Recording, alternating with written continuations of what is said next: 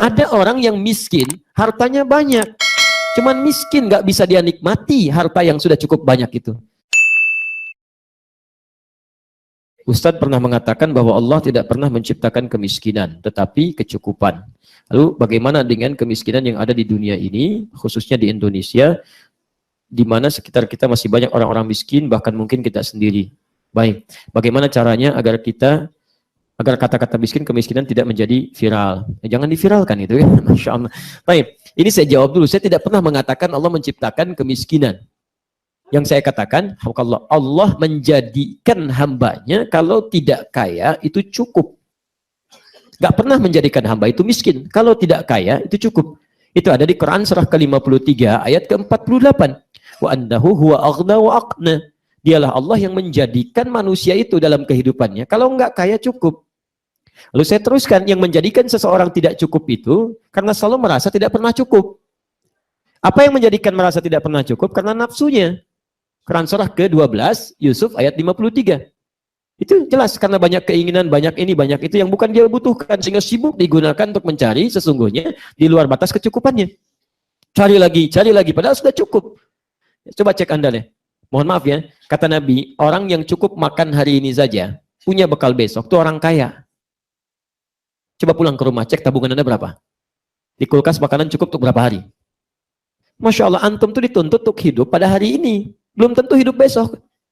Sedangkan antum punya bekal untuk sebulan ke depan, setahun ke depan. Antum bukan cuman kaya, kaya banget. Kaya banget. Nabi aja qutu yaumi, orang yang punya cukup makan hari ini itu orang kaya. Apalagi antum yang punya tabungan banyak. Itu sudah kaya banget. Antum mikirin sesuatu yang belum tentu antum jalani, besok aja belum tentu hidup.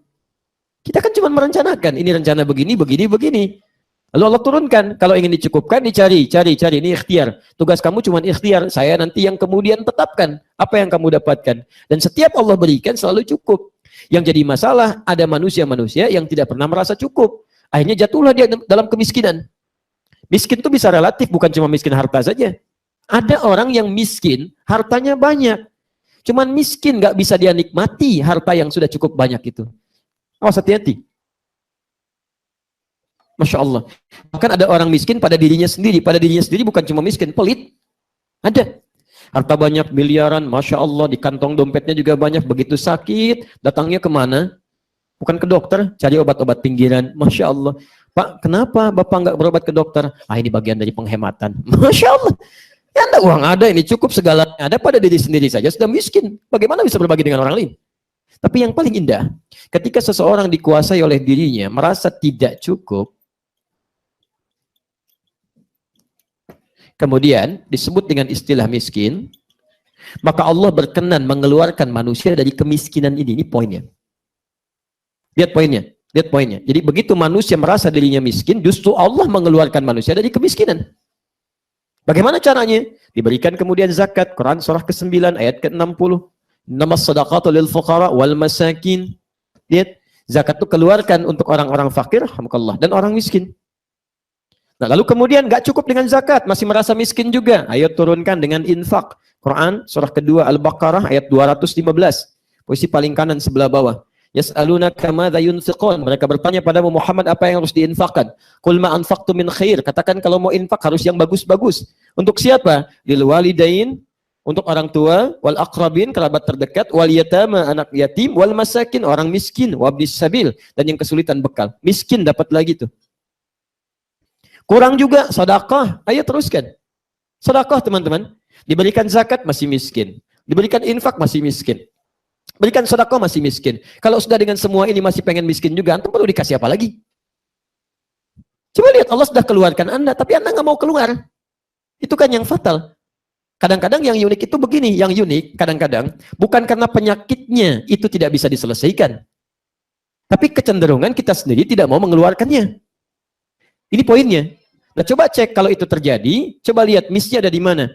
Imma penyakitnya parah, perlu tazkiyatun nafas, atau cara kita mengeluarkan zakat, infak, dan sedekah ini yang tidak benar. Dulu zaman Nabi, orang-orang yang seperti ini, bukan cuma disuapi. Suapi itu untuk sementara saja. Tapi selebihnya diberikan kail, bukan ikannya. Diberikan modal yang cukup, diberikan bimbingan supaya keluar dari kemiskinan. Itu yang kita harapkan. Saya kasih contoh ya. Salah satu di masjid kami nanti ada program itu orang-orang yang didata, di base-nya masuk dalam kategori ini punya penyakit ini, punya keadaan inilah, ya. Itu nanti kita siapkan hak mereka dari zakat, infak, sedekah. Tapi tidak kita berikan secara langsung. Kita buat fingerprint di masjid. Mereka mesti ke masjid. Kemudian ibadah. Jadi dalam sebulan berapa kali datanya ada di situ?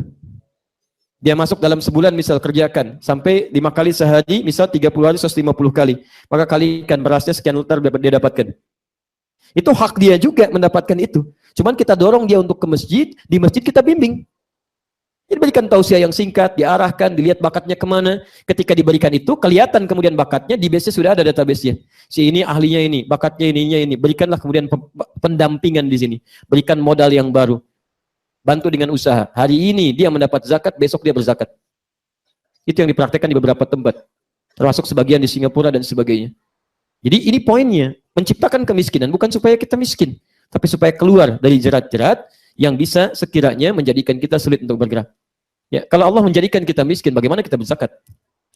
Ya, kan prinsip zakat itu kalau ada yang harus dizakati. Kalau nggak ada yang punya dikeluarkan zakat, bagaimana bisa zakat? Bagaimana bisa infak? Bagaimana bisa haji?